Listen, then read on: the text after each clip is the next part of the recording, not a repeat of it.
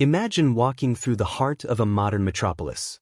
Skyscrapers scrape the clouds, cars rush by, and neon signs flicker in the night. But what if, one day, all of this vanished? No humans, no machines, just silence. How long would it take for nature to reclaim the concrete jungle? And what would a city look like if it slowly transformed into a living, breathing forest? Today, we're diving into the science and imagination of how cities could turn into forests. If people disappeared tomorrow, cities wouldn't stay the same for long. Within hours, subway systems would start flooding. Because underground pumps that keep water out need constant electricity. Without power, water from rivers, groundwater, and rain would quickly rise, turning subway tunnels into dark, watery caverns. Above ground, electricity grids would fail too. Streets would go dark, elevators would freeze, and all those glowing billboards would fade into silence. It would be the first sign that the human heartbeat of the city had stopped. In just a few weeks, weeds and grasses would begin to sprout through cracks in sidewalks and roads.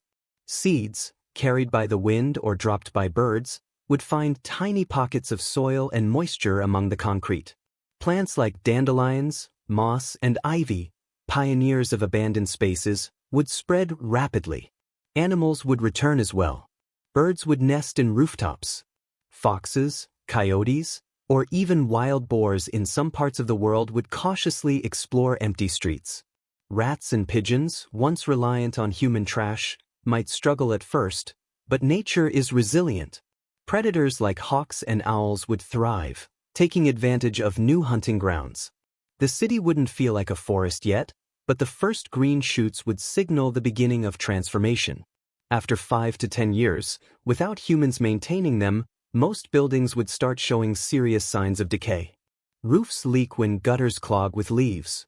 Rain seeps into walls. Without climate control, mold spreads unchecked. Freeze-thaw cycles in colder regions would shatter concrete. Roads would crumble as tree roots push upward. Grasslands would spread over old highways, and parking lots would become meadows. In warm, humid climates, vines like kudzu or strangler figs could completely wrap skyscrapers in green. Animals would take over abandoned spaces. Wolves could roam through former suburbs. Bears might wander downtown. In tropical regions, monkeys or even big cats could reclaim their territory. At this stage, the city would no longer look purely artificial. It would resemble a strange hybrid, half ruins, half wilderness. Fast forward 50 to 100 years. The balance has shifted. Entire buildings would collapse under their own weight. Steel rusts, glass shatters, concrete breaks apart. Nature would not politely grow around the city, it would grow through it. Saplings would have matured into trees. Oaks, maples, birches, or tropical hardwoods depending on the climate would grow through the roofs of houses, sprout in old courtyards, and crack the pavement. Birds and mammals would spread seeds far and wide, accelerating the transformation. By this time, the air would no longer smell of exhaust and smoke, but of earth, leaves, and rain. The sounds of traffic would be replaced by the calls of birds, the rustle of branches, and maybe the distant howl of wolves. The city would have become a forest with ruins hidden inside it, a human fossil wrapped in living green. After several hundred years, the forest would fully dominate. Skyscrapers, once the proud monuments of human engineering, would be skeletons covered in moss and trees, eventually collapsing into rubble. Bridges would fall. Dams would break. Highways would vanish under thick layers of soil, leaves, and roots. Only the strongest materials would survive: stone monuments, bronze statues, maybe fragments of plastics or glass. But most traces of human civilization would be erased. In their place, ecosystems would thrive. Wetlands might form in low areas. Rivers would carve new paths through abandoned districts. Wolves, deer, and bears would form stable populations.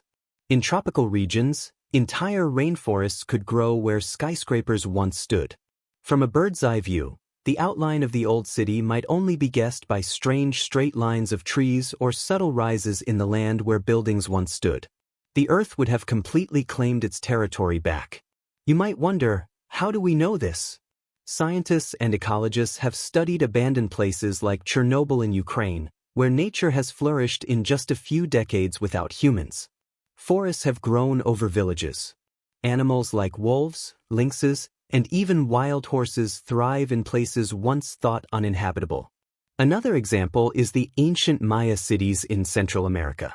Entire urban centers were swallowed by the jungle. For centuries, explorers didn't even realize ruins lay beneath the dense canopy. These real-world cases show us that given enough time, plants and animals always reclaim abandoned human landscapes.